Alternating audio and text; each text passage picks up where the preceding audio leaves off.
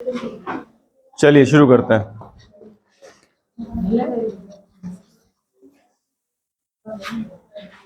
तो बच्चों, कल की क्लास में जो बात हुई थी, किस बारे में बात हुई थी मालूम है? विद्युत फ्लक्स के बारे में बात हुई थी। और विद्युत फ्लक्स से ही जुड़ा एक और टॉपिक है जो बहुत ही उतना ही इंपॉर्टेंट है, उससे भी ज्यादा इंपॉर्टेंट है, जिसका नाम है गॉस प्रमेय। कौन सी प्रमेय? गॉस प्रमेय। और आज हम गॉस प्रमेय भी अच्छे से कवर करने वाले हैं, समझने वाले हैं। ठीक है? अच्छा, गॉस प्रमेय स्टार्ट करने से पहले एक बार हम दोहरा लें कल जो पढ़ा था वो। पक्का? तो कल हमने बात करी थी विद्युत फ्लक्स की। ठीक है, चलो मैं उम्मीद कर रहा हूं सब बच्चे पढ़ के आए होंगे। जरा बताओ, विद्युत फ्लक्स को प्रदर्शित किससे करते हैं? विद्युत फ्लक्स का फॉर्मूला क्या होता है? ई डॉट ए कह लो या फिर ई ए कॉस थीटा कह लो। सही है? Very good.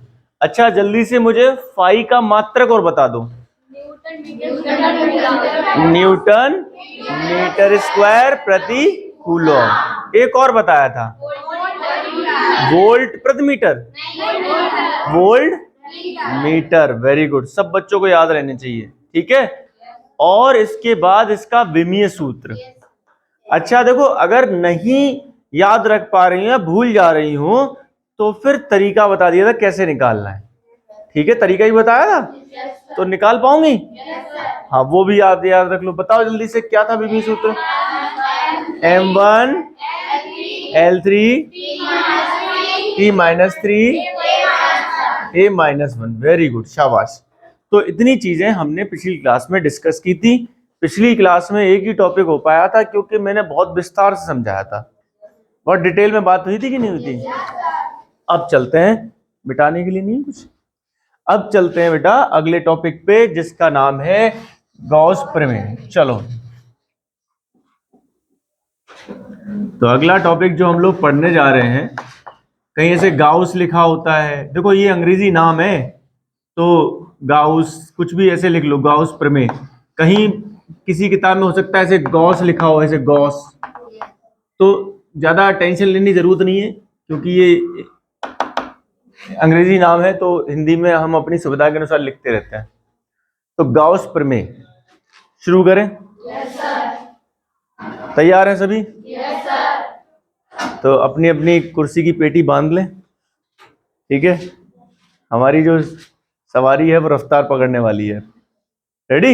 Yes sir. चलिए, तो बच्चों सबसे पहले मैं आपको यहां पर एक बात बताता हूं। इस प्रमेय को स्टार्ट करने से पहले हमने पिछली क्लास में पढ़ा ई डॉट ए करके होता है फ्लक्स, ये पढ़ा था। लेकिन सर ये वाला फॉर्मूला केवल तब लगाया जाता है जब ई का मान एक समान हो, नियत हो, कांस्टेंट हो।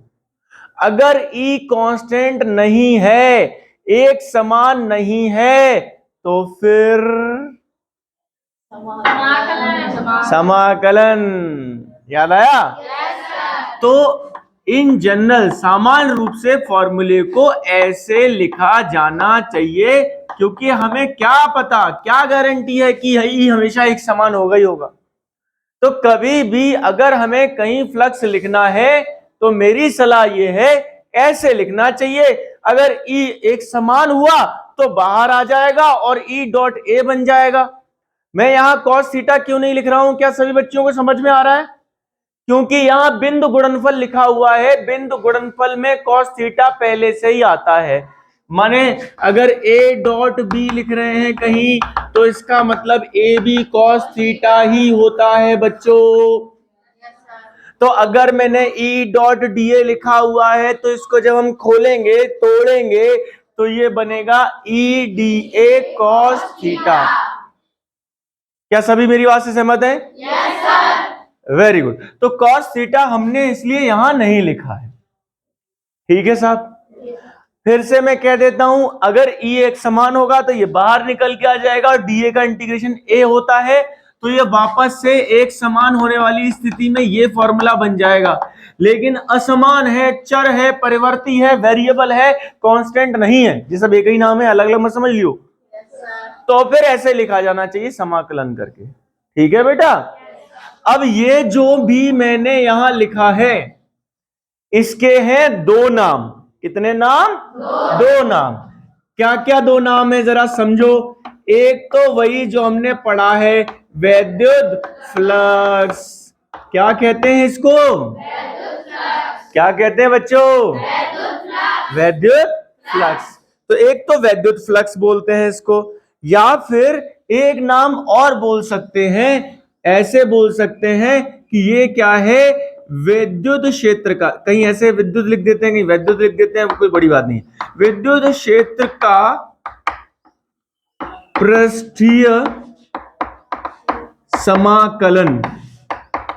देखो ये जो है ना, जैसे कई बार ना गांव में देखा होगा आपने, या तो आपको आपके नाम से बुला लिया जाता है कि किसी का नाम कविता है तो कविता इधर आओ, ऐसे बुला लिया जाएगा।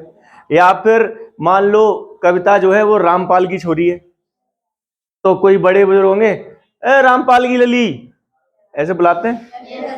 बता हाँ या ना? तो ये समझ लो कि ये रामपाल की लली लिखा है और ये कविता लिखा हुआ है। मतलब बाद में इसका नाम विद्युत फ्लक्स पड़ गया, पहले तो रामपाल की छोरी थी ना, बाद में ही तो इसका नाम कविता पड़ा। तो पहले जो परिभाषा लिखी हुई है, जो ये लिखा हुआ है, वो वास्तव में ये है चीज है। क्या है? देखो, विद्युत क्षेत्र का समाकलन है कि नहीं है? और कौन सा समाकलन है? पृष्ठीय, क्योंकि यहां एरिया है, एरिया। तो इसको क्या पढ़ा जा सकता है? विद्युत क्षेत्र का पृष्ठीय समाकलन। नहीं समझ में आई बात? कौन सा समाकलन? कौन सा समाकलन? किसका? समझ आ रहा है? तो ये हो गई रामपाल की छोरी, और ये क्या है?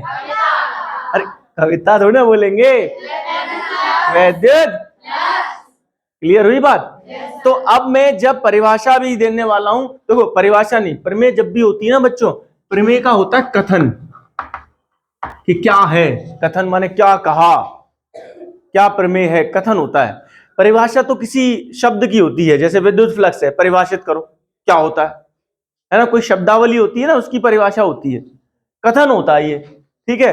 तो प्रमेय का जब मैं कथन बोलूंगा, समझना बच्चों, तो उसमें ये चीज आएगी, ये वाली बात आएगी। तो मैं या तो इस बात को ऐसे भी बोल सकता हूं या ऐसे भी बोल सकता हूं। ध्यान रखना, अलग अलग मतलब नहीं निकलेगा, एक ही मतलब निकलेगा, क्योंकि रामपाल की एक ही छोरी है। समझ गई? कविता और कोई नहीं है, ठीक है। तो एक ही मतलब निकाला जाएगा। ये वाली बात कहूं या ये वाली बात कहूं, तो आप कंफ्यूज मत हो ना कि सर कभी विद्युत फ्लक्स बोल देते हो, कभी बोलते हो कि विद्युत क्षेत्र का पृष्ठीय समाकलन। ठीक है साहब? क्लियर हो गई ये वाली बात? तो कथन जो मैं अभी बताने जा रहा हूं, अभी तक नहीं बताया है, इस कथन में बेटा तीन मुख्य बातें हैं। इन तीन मुख्य बातों को याद रख लिया तो काम बन जाएगा। जैसे अगर मुझे चाय बनानी है तो मुझे पता है कि क्या क्या चीजें चाहिए, है ना? मुझे पता है दूध चाहिए, चीनी पत्ती चाहिए, अदरक चाहिए, है ना? चीनी तो जोड़ दी मैंने, है ना? पानी, बिना पानी की बनाऊंगा मैं तो, है? दूध की चाय की अलग ही बात होती है, पानी मिला के तो फिर टेस्ट खराब हो जाएगा। ठीक है, अपना अपना टेस्ट है खैर, लेकिन समझ, हाँ इलायची डाल लो उसमें, सही बात है, हल्दी भी डाल लो। हल्दी नहीं पड़ती? अच्छा, गरम मसाला नहीं पड़ता क्या? अरे तो मैं अलग ही चाय बनाता हूँ क्या? हाँ बेटा, तो इसमें क्या क्या चीजें हैं मुझे पता होना चाहिए। अगर मुझे पता है ये चीजें चाहिए, तो सबसे पहले मैं क्या करूंगा? चाय बनाने से पहले ये सारी चीजें निकाल के, सही है कि नहीं? अब फिर आराम से जो भी मुझे लगेगा टेस्ट के हिसाब से मैं डाल दूंगा। समझ आ रहा है? क्लियर है? कोई ये नहीं कहेगा कि चाय नहीं बनी है, कोई ये कह सकता है कड़क चाय बनी है या फीकी चाय हो गई, थोड़ी हो गई, ये नहीं कहेगा कि चाय नहीं है ये। समझ आ रही बात? ऐसे ही प्रमेय का कथन लिखने के लिए 3 बातें मैं आपको बताने जा रहा हूं। इन 3 बातों को ध्यान रखना, निकाल के रख लेना और फिर उसको भाषा में लिख देना। हो गई कथन, हो गई प्रमेय। ठीक है साहब? तो कौन कौन सी 3 बातें हैं जान लेते हैं। सबसे पहली बात तो यही है, मतलब ये समझ लो एक तरह से चाय पत्ती का काम करेगी कि चाय बनाने जा रहे हो और चाय पत्ती ही नहीं है तुम्हारे पास, तो तुम कितना भी दूध ले आओ, कितनी भी चीनी ले आओ, चाय बनने वाली नहीं। तो ऐसे ही प्रमेय का कथन लिखने जा रही हूं और ये वाली बात तुमने नहीं लिखी तो फिर प्रमेय का कोई मतलब नहीं रह गया। या तो तुम लिखो विद्युत फ्लक्स या फिर लिखो, आ रही बात समझ में? क्लियर है सबको? Very good. तो एक बात तो ये हो गई। दूसरी बात होती है बंद पृष्ठ। बंद पृष्ठ। अब ये बंद पृष्ठ का क्या चक्कर है, सुनो ध्यान से। बंद पृष्ठ, ध्यान बोर्ड पे रहना चाहिए हर बच्ची का। बंद पृष्ठ का क्या चक्कर है? जैसे ये क्लासरूम है बच्चों, ठीक है, ये क्लासरूम में ये कह सकता हूं कि चारों तरफ से बंद नहीं है। कहां से बंद दिख रहा है? ये गेट खुला है कि नहीं खुला है? कोई भी आ जा सकता है कि नहीं आ जा सकता है ना? ये खिड़कियां एक तरह से खुली हैं, है ना? पक्षी आ सकते हैं अगर चाहे तो, है ना? तो कहने का सेंस ये है कि पूरी तरह से बंद कब माना जाएगा? बोलो, जब ये सब पैक कर दें, हर तरफ से सील कर दें, तब ये जो इसकी दीवारें हैं, छत है, जमीन है, ये सब बनाएंगी बंद क्लासरूम। समझ आ रहा है? बंद। तो ऐसे ही मान लो तुम्हारा टिफिन है, टिफिन बॉक्स जिसमें तुम खाना लेके आती हो, ठीक है, अगर उस टिफिन का ढक्कन हटा दिया जाए, खोल दिया जाए, तो वो टिफिन बंद टिफिन कहलाएगा या खुला टिफिन कहलाएगा? खुला है। लेकिन इस पर ढक्कन लगा दिया जाए तो ये बंद हो गया कि नहीं हो गया टिफिन? तो ऐसे ही कोई भी पृष्ठ, पृष्ठ का मतलब सरफेस, सरफेस मतलब एरिया, बंद तब कहलाता है जब वो हर तरफ से कुछ आयतन को सील कर दे, पैक कर दे। नहीं समझ में आई बात? जैसे ढोलक है, ठीक है, एक तरफ ये इधर से भी बंद और इधर से भी बंद। समझ आ रही बात? तो अब ये क्या कहलाएगी? बंद, बंद ढोलक कहलाएगी, है ना? लेकिन हम अपनी भाषा में जो यहां पढ़ रहे हैं बंद पृष्ठ कहलाएंगे, ठीक है? और मान लो इस वाले हिस्से को, ये क्या बोलते हैं इस वाले हिस्से को जो इधर उधर होते हैं, मान लो हमने फोड़ दिया, तब ये बंद कहलाएगी बंद पृष्ठ? मतलब समझ गई ना बंद पृष्ठ का मतलब क्या होता है? जैसे मैं और उदाहरण ले लेता हूं, जैसे मान लो कोई हमारे पास बेलनाकार पृष्ठ है, बेलन है। अब अगर मैं मान लो केवल इस बेलन की वक्र पृष्ठ लेके चलता हूं, वक्र पृष्ठ समझ में आता है? जो वक्र हो, अरे वक्र समझती हो? वक्रतुंड महाकाय सूर्यकोटि समप्रभा, पढ़ा है, सुना है श्लोक? तो वक्रतुंड, तुंड माने तोंद, वक्र मीन्स कर्व, है ना? गणेश जी की वक्र है ना तुंड। अरे समझती हो? तो वक्र मतलब समझ में आ रहा है? गोल तो नहीं कह सकते, ठीक है? वक्र मतलब वक्र होता है, ठीक है, टेढ़ा। तो ये वक्र पृष्ठ जो है, केवल वक्र पृष्ठ में मान रहा हूं। ये समतल पृष्ठ अगर मैं नहीं मानूं तो क्या ये बंद पृष्ठ होगी? बंद पृष्ठ कब होगी? जब मैं वक्र पृष्ठ भी लूं और समतल भी लूं एक साथ, तो बंद हो गई, हर तरफ से कुछ आयतन सील कर दिया हमने। समझ में आई बंद पृष्ठ? कोई गोला है, गेंद है, हर तरफ से बंद है। अब इसकी जो पृष्ठ है, जो आवरण है, ऊपर का जो छिलका है, वो ऊपर की जो परत है, वो बंद पृष्ठ कहलाएगी। तो समझ में आ रहा है बंद पृष्ठ क्या होती है? बहुत इंपॉर्टेंट बात है, इसलिए मैंने इस पर इतना जोर दिया। बंद पृष्ठ का मतलब है बच्चों, जो किसी आयतन को पूरी तरह से हर तरफ से बंद करे, ठीक है? तो दूसरी बात क्या है बच्चों? बंद पृष्ठ। क्या है? बंद पृष्ठ। तीसरी बात जो निकल कर आ रही है वो ये है कि बंद पृष्ठ के अंदर जो आवेश होता है, क्यू नेट, परिणामी आवेश, उसका 1/ε0। अब ये वाली बात अभी समझा दूंगा, टेंशन मत लो। 3 चीजें दिखाई दे रही हैं सामने बोर्ड पे लिखी हुई हैं। इन 3 चीजों को ध्यान कर लिया तो प्रमेय अपने आप बन जाएगी। कैसे? सबसे पहली बात शुरुआत यहां से करेंगे, और जो एक यूनिवर्सल लाइन होती है जो हर जगह चिपका देते हैं वो तो तुम लिख ही लोगी, क्या? इस प्रमेय के अनुसार।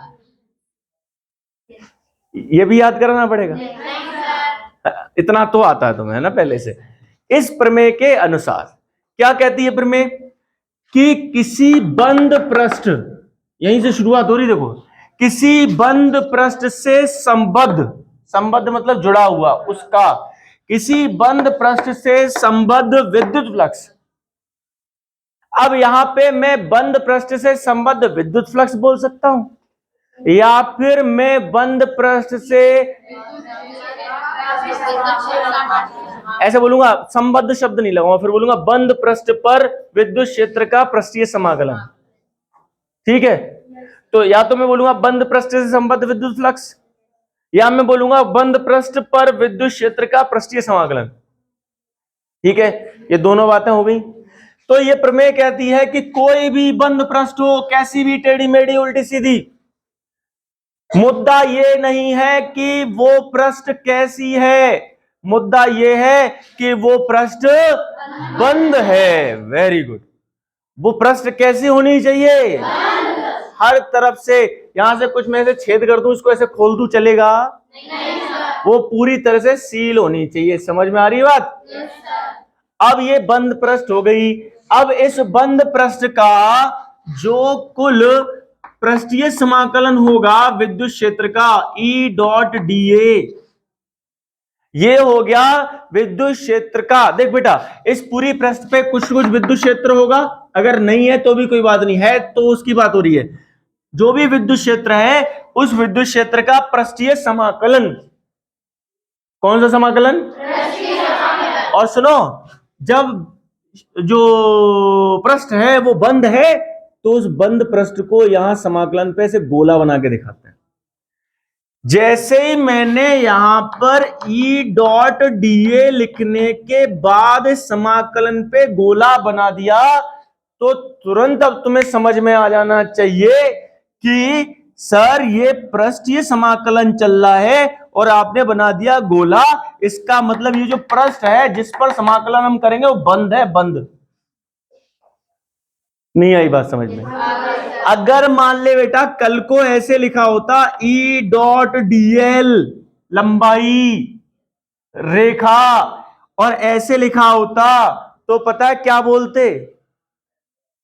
पहले तो इसको बोलते, अब इसको पृष्ठीय समाकलन बोल रहे हैं, इसको बोलते विद्युत क्षेत्र का रेखीय समाकलन। नहीं समझी? रेखीय समाकलन हो जाता। और जैसे ही गोला लगाया तो यहां पे क्योंकि पृष्ठीय था तो पृष्ठ बंद हुई, यहां पे ये रेखा बंद हो जाएगी। इसको कहते हैं बंद पथ, पथ बोलते हैं। समझ आ रही बात? तो मतलब इस गोले का छोटा सा गोला लगा दिया, इसका मतलब आप समझ पाएंगी क्या मतलब है यहां पे? क्लियर है? तो अभी अपने आप में ये पूरा हो गया कि बंद पृष्ठ पर विद्युत क्षेत्र का पृष्ठीय समाकलन, या फिर यूं कह लो बंद पृष्ठ का विद्युत फ्लक्स। शॉर्ट कौन सा है, कौन सा कहना ज्यादा सही लग रहा है? विद्युत फ्लक्स। हाँ, किसी बंद पृष्ठ का विद्युत फ्लक्स। समझ आई बात? किसी बंद पृष्ठ का विद्युत फ्लक्स, दोनों बातें हो गई। तो ये प्रमेय कहती है कि ये हमेशा बराबर होगा 1/एप्सिलॉन गुणा, ये एप्सिलॉन हम पहले से पढ़िए हैं, पता है हमें, ये बराबर होगा 1/एप्सिलॉन गुणा इस पृष्ठ के अंदर, अंदर, जी हाँ ध्यान से सही सुना आपने, अंदर, इस पृष्ठ के अंदर जो आवेश होगा, मान लो 2 3 4 5 ऐसे आवेश मान लेते हैं, -Q3 है, एक +Q4 है, एक मान लो यहाँ पे Q5 है। ठीक है बेटा, ये Q5 पृष्ठ के अंदर है बाहर है? बताओ। तो ये प्रमेय कहती है कि 1/एप्सिलॉन गुणा होगा Q नेट के, ये नेट कौन सा आवेश है? ये कुल वो आवेश है जो पृष्ठ के अंदर स्थित है, इसमें बाहर वाला आवेश शामिल नहीं है। इसमें केवल कौन सा आवेश लेना है? जो पृष्ठ के अंदर है। ध्यान रहेगा? इसका मतलब अगर मैं इसे पुनः लिखना चाहूं अगले स्टेप में तो लिखूंगा ई डॉट डी ए बराबर 1/एप्सिलॉन गुणा कुल आवेश। इसे नेट कंफ्यूज कर रहा होगा तो तुम कुल करके लिख लो, ठीक है, लेकिन वो कौन सा कुल आवेश लेना है इसका हमें ध्यान रखना है। वो कुल आवेश लेना है जो पृष्ठ के अंदर है। Very good. तो वो क्या आएगा, Q1 plus Q2 minus Q3। अरे यहां माइनस क्यों लगाया सर आपने? क्योंकि Q3 क्या है, तो जैसा चिन्ह है आवेश पर वैसा ही चिन्ह यहां, ठीक है। और प्लस Q4 प्लस Q5 भी लिख लें? क्यों नहीं लिखेंगे? हमें कौन सा आवेश लेना होता है, पृष्ठ के अंदर या पृष्ठ के बाहर? Very good. तो ये जाके प्रमेय बनती है गॉस प्रमेय। अब इसमें एक चीज और जोड़ देना अगर चाहो तो, क्या? याद करो एप्सिलॉन नॉट। एप्सिलॉन नॉट क्या होता है? एप्सिलॉन नॉट कह लो या एप्सिलॉन जीरो कह लो, क्या होता है ये? क्या बोलते हैं इसको? इसको कहते हैं निर्वात अथवा वायु की विद्युतशीलता। तुम्हें पता होगा, तुम बोलती नहीं हो, कॉन्फिडेंस नहीं है ना। कॉन्फिडेंस रखो, कोई दिक्कत ना है, गलत भी बोलूंगी कोई आफत नहीं आ जाएगी। समझ आ रहा है? तुम में पहले तो बोलने की हिम्मत नहीं है, सही बात तो ये है। तुमको कितनी बार मैंने कहा है, जब मैं पूछूं तुम्हारे दिमाग में जो आया करे बोल दिया, अगर उल्टा सीधा बोलोगी हम समझा देंगे। समझ आ रही बात? अच्छा तुम एक चीज सुनो, तुमको बहुत सारी बातें ऐसी पता होंगी अपने बचपन तक की, जब से तुमने होश संभाला है। तुम जरा पीछे जाओ अपनी मेमोरी में और सोचो कि कितनी पुरानी बात तुमको याद है। सोचो तो ऐसी भी कुछ बहुत पुरानी बहुत छोटी की बात निकल के आएंगी, याद होंगी।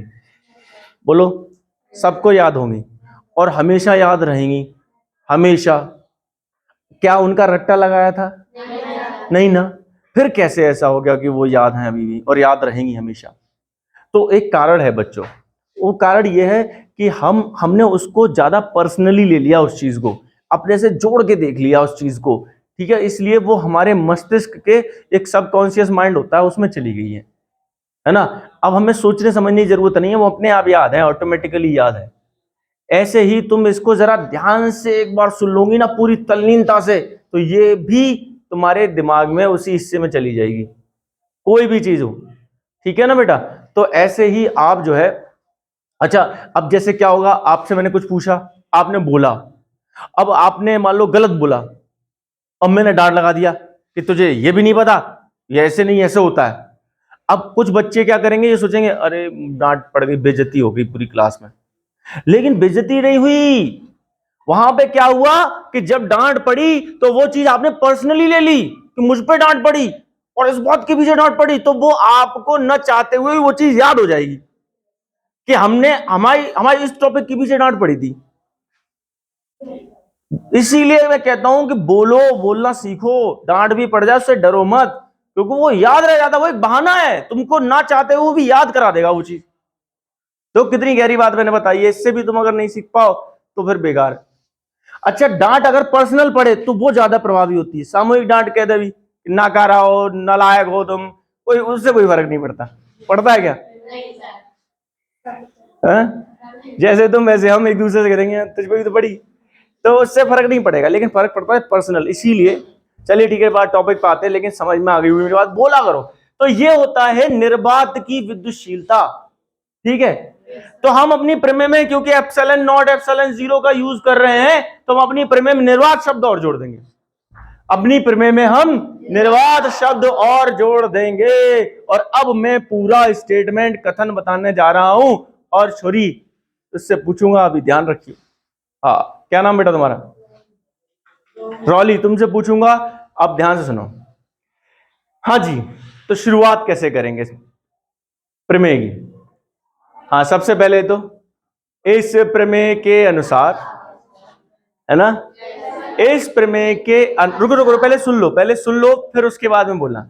इस प्रमेय के अनुसार किसी बंद पृष्ठ से संबद्ध कुल वैद्युतशील क्षेत्र, कुल वैद्युत फ्लक्स।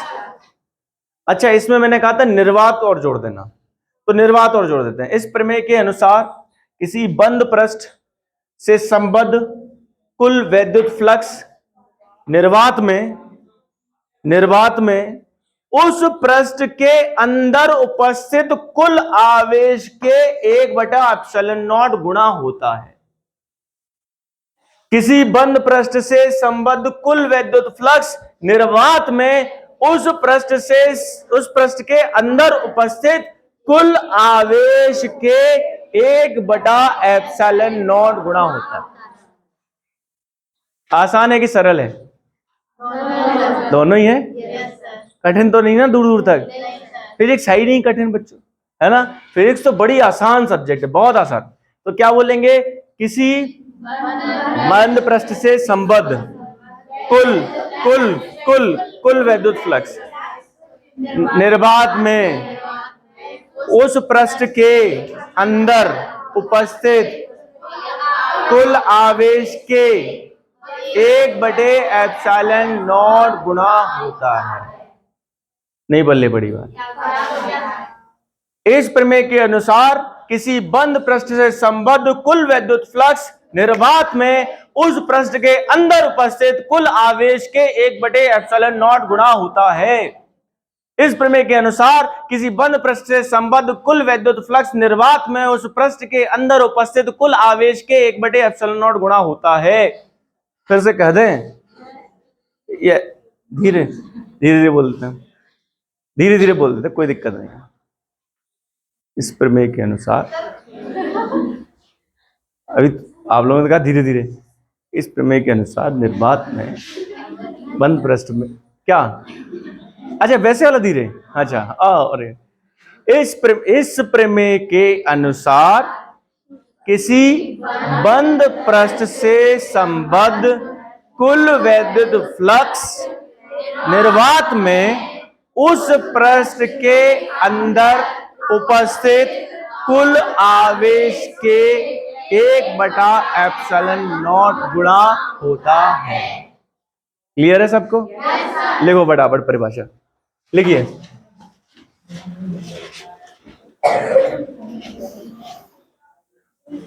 हो गई तैयार बन के चाय एकदम गर्मा गर्म बढ़िया टेस्टी। चलो देखो, इस प्रमेय के अनुसार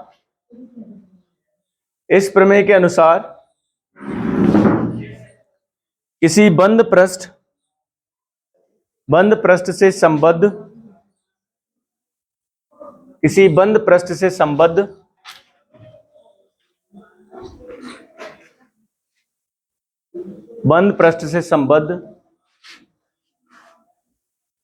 कुल वैद्युत फ्लक्स,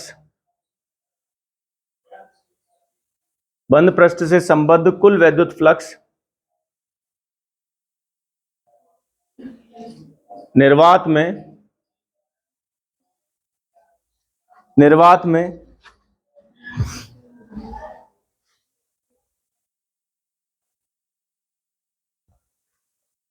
उस पृष्ठ के अंदर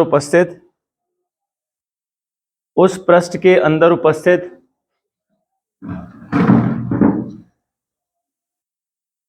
कुल आवेश के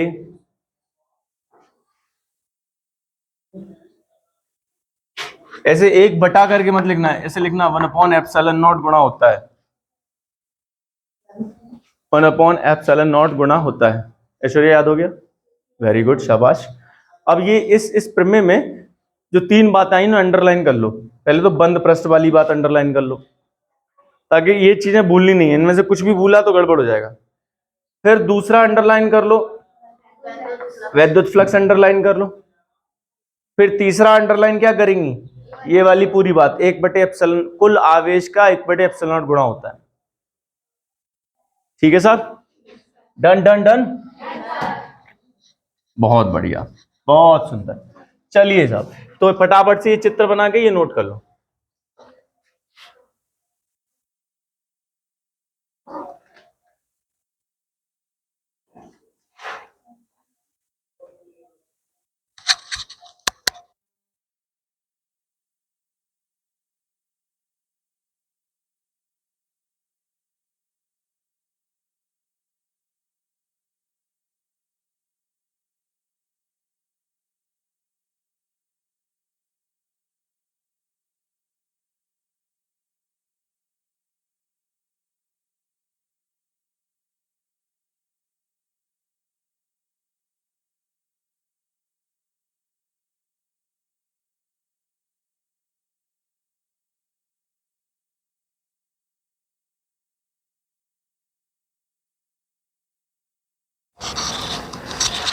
हो गया नोट बच्चों?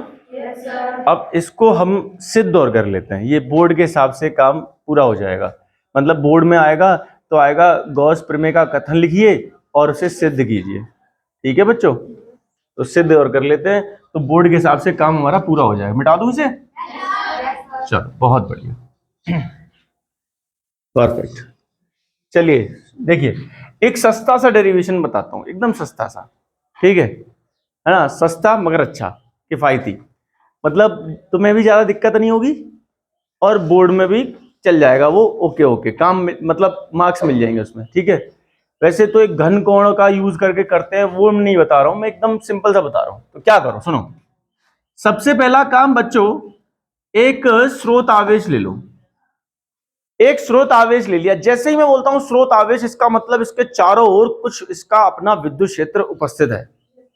इसका विद्युत क्षेत्र है, जब मैं इसे स्रोत आवेश बोल रहा हूं, इसके विद्युत क्षेत्र को हम अभी लेने वाले हैं। ठीक है, इस स्रोत आवेश से r दूरी पर, या यूं कहें r त्रिज्या का एक पृष्ठ बना लीजिए, गोलीय पृष्ठ, जहां स्रोत आवेश केंद्र पर हो। तो हमने अभी अभी क्या किया बच्चों, इस आवेश से, इस आवेश को केंद्र पर मानते हुए r त्रिज्या का एक गोलीय पृष्ठ बना लिया। ये गोलीय गॉसीय पृष्ठ है बच्चा। इसको गॉसीय पृष्ठ इसलिए बोल रहे हैं क्योंकि अभी इस पृष्ठ से संबंधित मैं गॉस प्रमेय लगाने वाला हूं, इसीलिए इसे गॉसीय पृष्ठ कहा जाएगा। भविष्य में किसी भी पृष्ठ के लिए तुम कभी भी गॉस प्रमेय लगाओगी तो इसे तुम गॉसीय पृष्ठ बोल सकती हो। ठीक है, तो काहे बोल रहे हैं हम इसको गॉसीय पृष्ठ? बोलिए, क्योंकि अब ही थोड़ी देर में हम क्या करने वाले हैं, गॉस प्रमेय लगाने वाले। बहुत अच्छा, तो ये जो केंद्र पर हम आवेश माने हैं, कितना माने हैं? Capital Q. ठीक है, अब देखिए क्या करते हैं आगे। हमें पता है भाई, कोई प्रमेय हो, कुछ भी हमें सिद्ध करना होता है, तो अभी हमें सिद्ध करना है ये चीज, E डॉट DA बराबर 1/ε0 गुणा Q नेट या Q कुल, ये सिद्ध करना है। कभी भी ऐसे अगर हमें सिद्ध करना होता है तो हम क्या करते हैं, एक साइड उठाते हैं LHS, उसको हम बराबर करते हैं किसके? पुरानी बात है, तो वही मैं यहां पे करने वाला हूं। मैं सबसे पहले उठाऊंगा LHS, ये रही हमारी LHS, E डॉट DA, इसको हम बराबर कर देंगे किसके? RHS के। काम हो जाएगा कि नहीं हो जाएगा? तो अब सबसे पहली बात ये है कि LHS में जो E है और DA है वो दिखाओ पहले चित्र में।